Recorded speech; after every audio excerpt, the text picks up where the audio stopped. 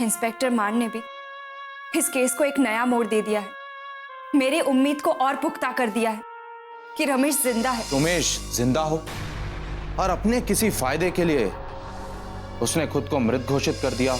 कौन है ये वकील? बारेन। हर टेढ़े आदमी को सीधा करने का तरीका होता है दीपिका। हाँ, उसकी एक कमजोरी तो है। कैसी कमजोरी? रमेश। रमेश? ये कपड़ा रमेश का ही है या किसी और का? इसके लिए तुम विक्टोरिया जी और उनके परिवार वालों को यहां बुला लो।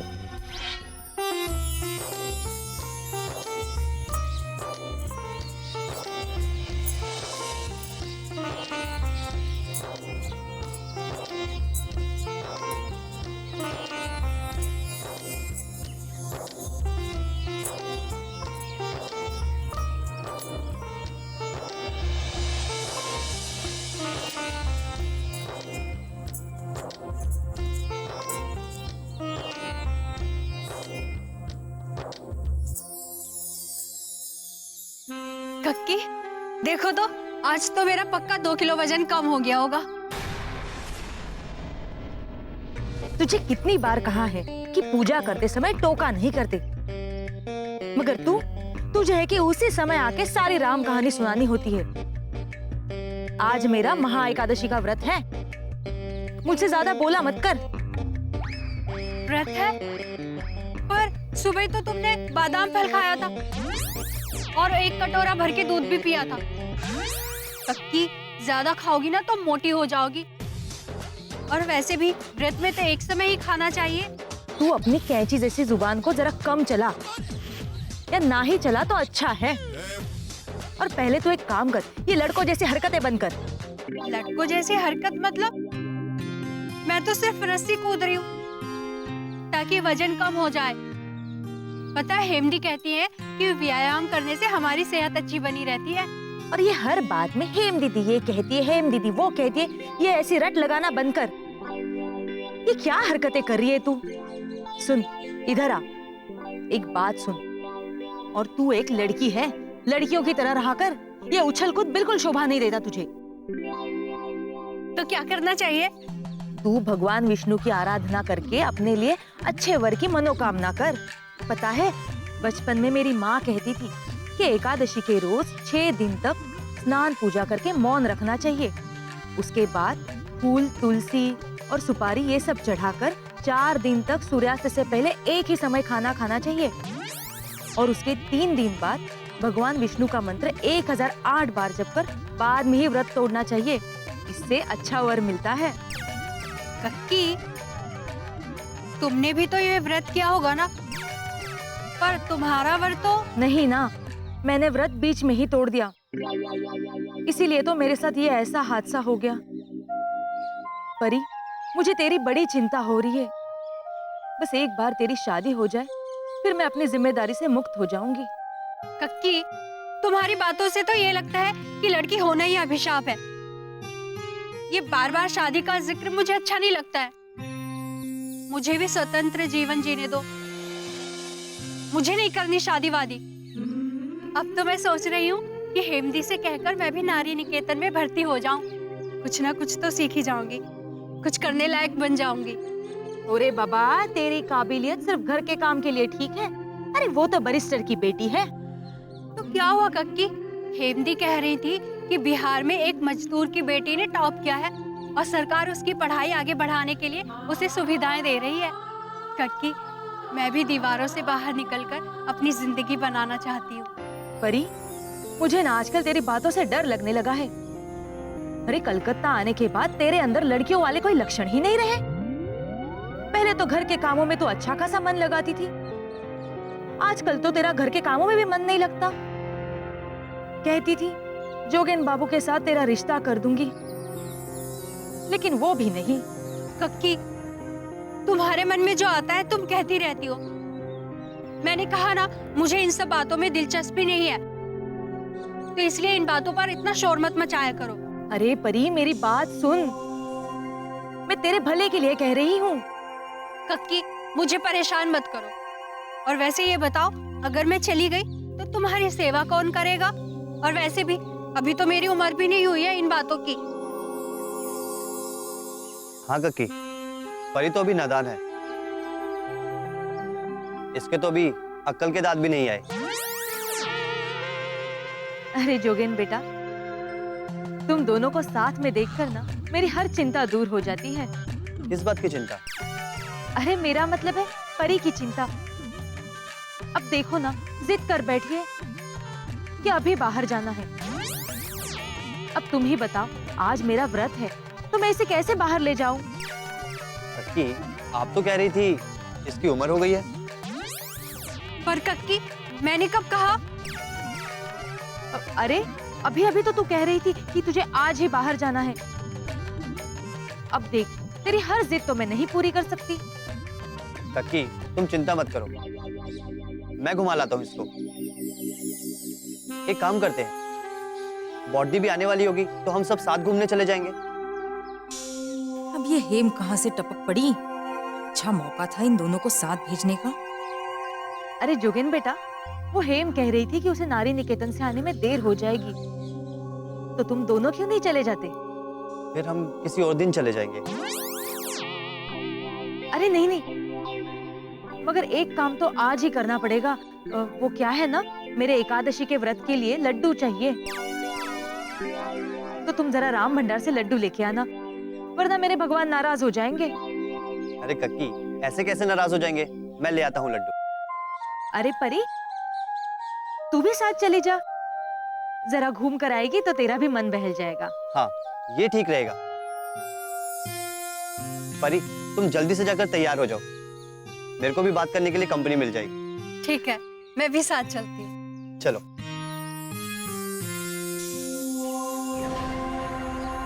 वही हुआ जो मैं चाहती थी।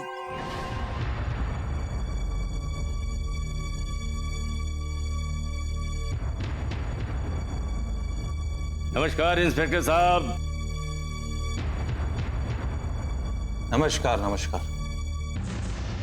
कहिए, कैसे हैं? बस बिल्कुल ठीक हूँ। और अब समय ना बर्बाद करते हुए हम सीधे मुद्दे की बात पर आते हैं। ये अच्छा है। बहादुर, जरा वो पैकेट लेके आना। जी साहब।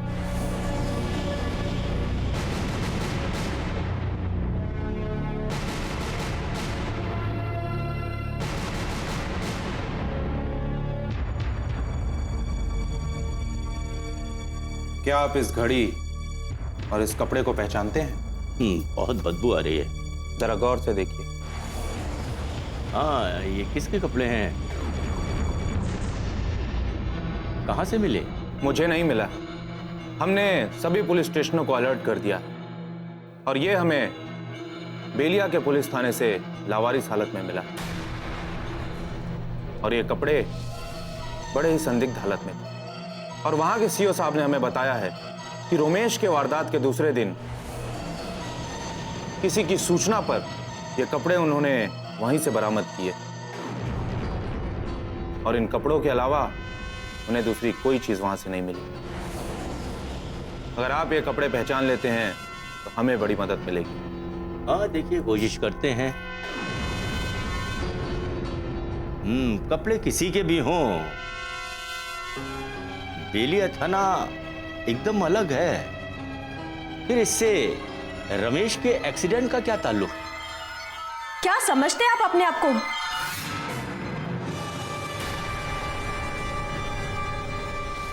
आप हमारी जिंदगी के साथ खेलते रहेंगे? आज सबको पता चल जाना चाहिए कि आप क्या हैं। आपने मेरी जिंदगी तो बर्बाद कर दी, लेकिन हाँ, मैं हेम जी की जिंदगी बर्बाद नहीं करने दूंगी। कमला, मेरा यकीन करो, मैंने किसी के साथ गलत नहीं किया। आपके लिए गलती की परिभाषा क्या है? आप हर औरत को किस निगाह से देखते हैं? जब औरत किसी को अपना मान लेती है तो उसे पाने के लिए 7 जन्मों की कामना करती है। और हमारी शादी को 7 महीने भी नहीं हुए, आप मुझसे उब गए। रमेश बाबू, एक बार मुझसे कह दिया होता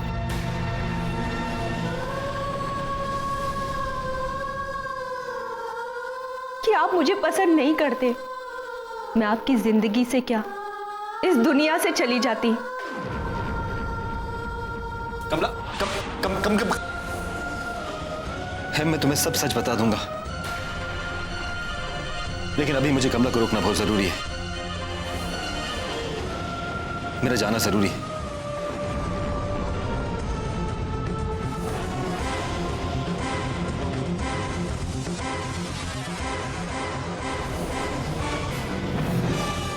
ताल्लुक है काका। काका, ये कपड़े रमेश के ही है। उस दिन वो इन्हीं कपड़ों में बाहर गया था। ये कपड़े रमेश के सिर्फ ये कपड़े ही मिले। हेम, तुम कैसी बातें कर रही हो? अरे इस शहर में कितने लोग हैं जो ऐसे ही और इस तरह के कपड़े पहनते हैं। अरे उफ, कितनी बदबू आ रही है। ये कपड़े तुम यहां रख दो। देख रही हो कितने गंदे हो चुके हैं, कितने दिन के हैं ये, और ना जाने क्या क्या कीटाणु लगे होंगे उसमें। तुम पूरे विश्वास से कैसे कह सकती हो कि ये रमेश के ही पहने हुए कपड़े हैं?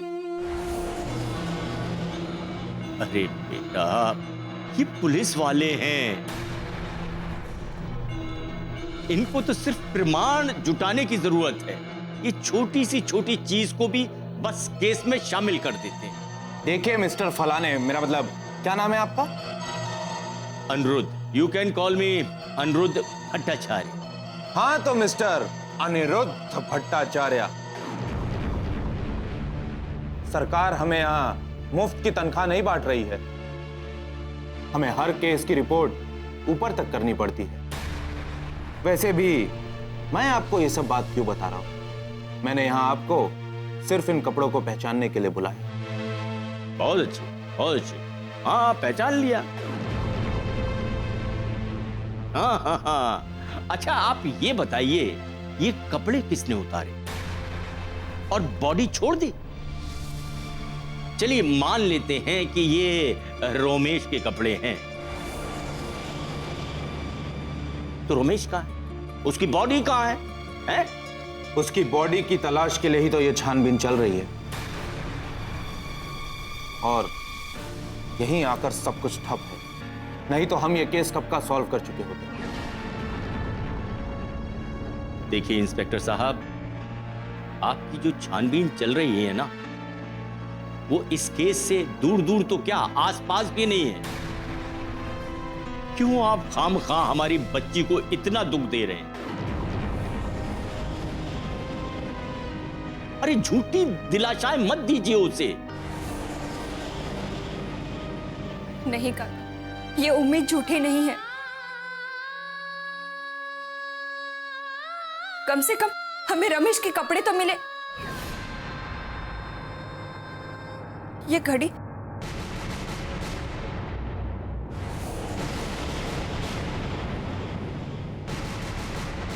और काका, ये घड़ी भी तो रमेश की है। अब मैं यकीन के साथ कहती हूँ कि ये कपड़े और ये घड़ी दोनों रमेश की है। बेटा प्लीज कूल डाउन। बेटा हम लोग चलते। विक्टोरिया जी, मैंने आपको कभी पहले इतना लाचार नहीं देखा। या नहीं? अगर ये कपड़ा मिला है तो उसकी बॉडी भी जरूर मिलेगी। वो सीधे गंगा में गिर गया। और फिर तुम उसको बचाने के लिए उसके पीछे नहीं भागे? हाँ साहब, भागा, लेकिन मैं उससे बचाता, उससे पहले ही गंगा मैया ने उसे निगल लिया। मैं कुछ नहीं कर पाया साहब।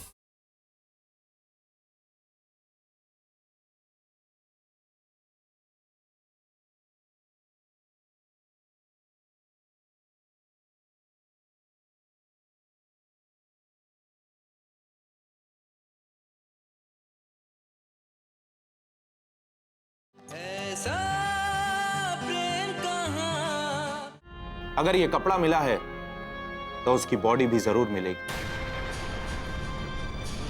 आपको अपना दिल छोटा करने की जरूरत नहीं। और अब आप अकेली नहीं हैं, मैं भी आपके साथ हूं। बेटी, इसको यहां रखो तो। चलो घर चलते हैं। जब ये लोग सबूत जुटा लेंगे तब हम लोग आकर देख लेंगे उन्हें। इंस्पेक्टर साहब, जब भी कोई रमेश की खबर मिले आप हमें सूचित जरूर कीजिएगा प्लीज। बिल्कुल। चलो बेटी चलते हैं, आओ। ओके इंस्पेक्टर साहब, धन्यवाद। बिल्कुल।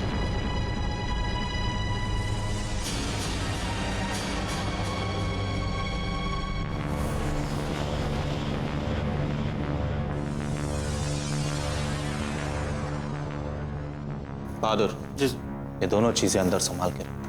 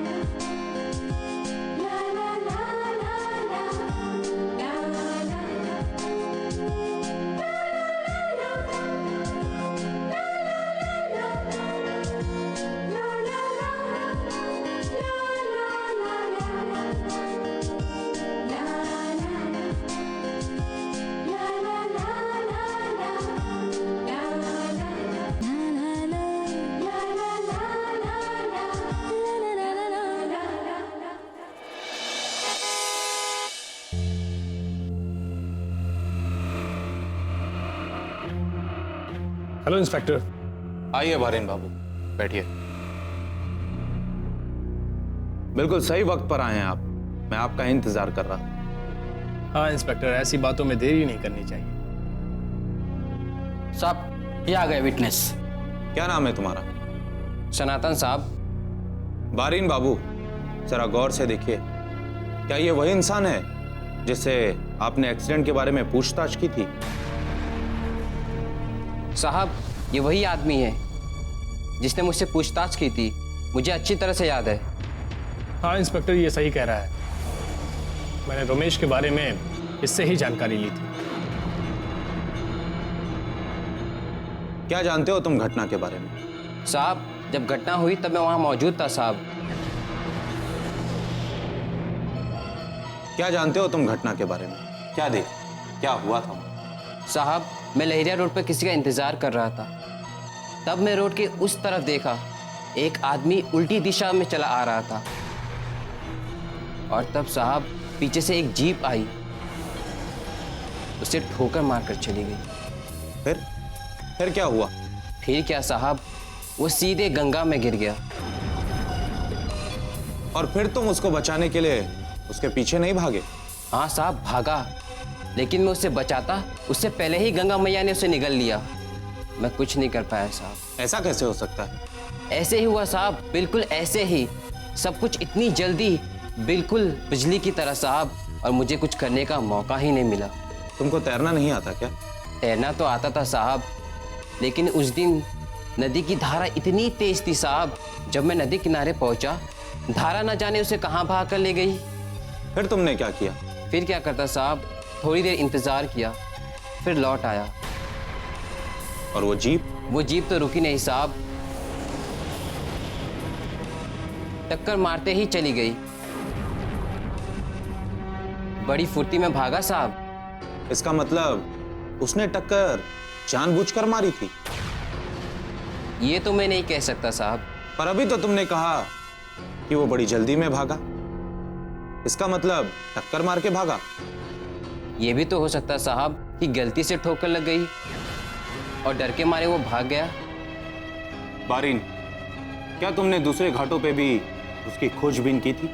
क्या उसे ढूंढा था? हाँ मैंने उसे तलाश करने की बहुत कोशिश की, लेकिन उसका कहीं भी नामो निशान नहीं मिला।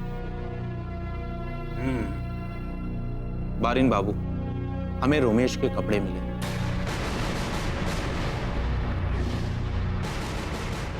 रोमेश के कपड़े?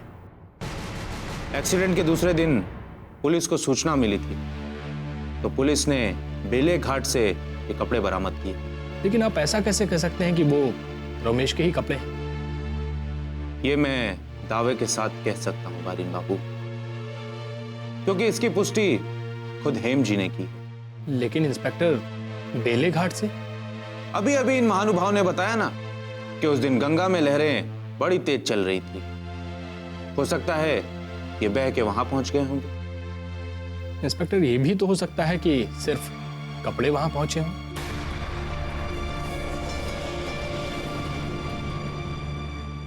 इस केस में बहुत सी संभावनाएं हैं बारीन बाबू, इसीलिए तो इसकी जांच पड़ताल मैं बड़ी बारीकी से करना चाहता हूं। तुम कहना क्या चाहते हो? बॉडी, मैं ये कहना चाहता हूँ कि रमेश तुम्हारे दिमाग में इतना हावी हो चुका है कि उसके ना होने के बावजूद भी तुम्हें सारी चीजें उसी की ही लगती हैं। जिन चीजों को मैं अपने आंखों से देख कर आई हूँ और तुमने देखा तक नहीं है, तो तुम इतने यकीन के साथ कैसे कह सकते हो?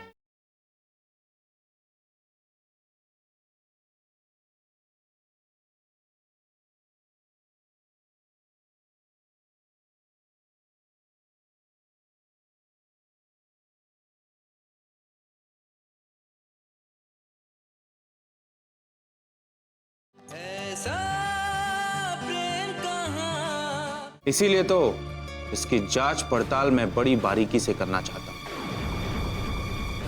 और इसीलिए मैं आपकी मदद चाहता हूं।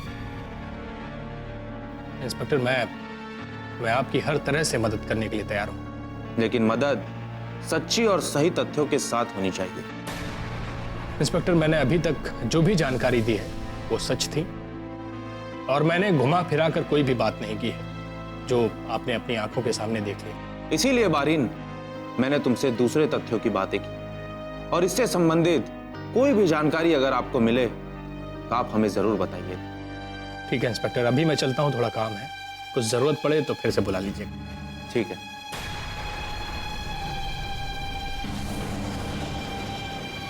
और तुम भी जा सकते हो, लेकिन हाँ, अगर आगे हमें आपकी जरूरत पड़ी तो आपको फिर से पुलिस स्टेशन आना होगा। जी सर। जाओ।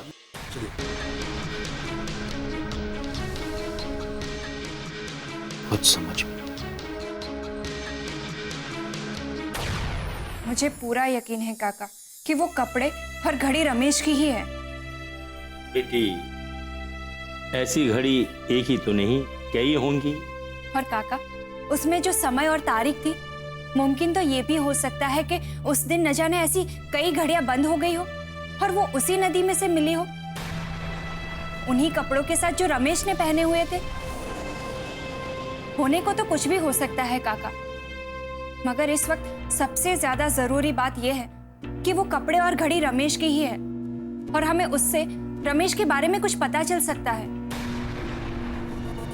काका, मैं भी देखना चाहता हूँ वो कपड़े और घड़ी।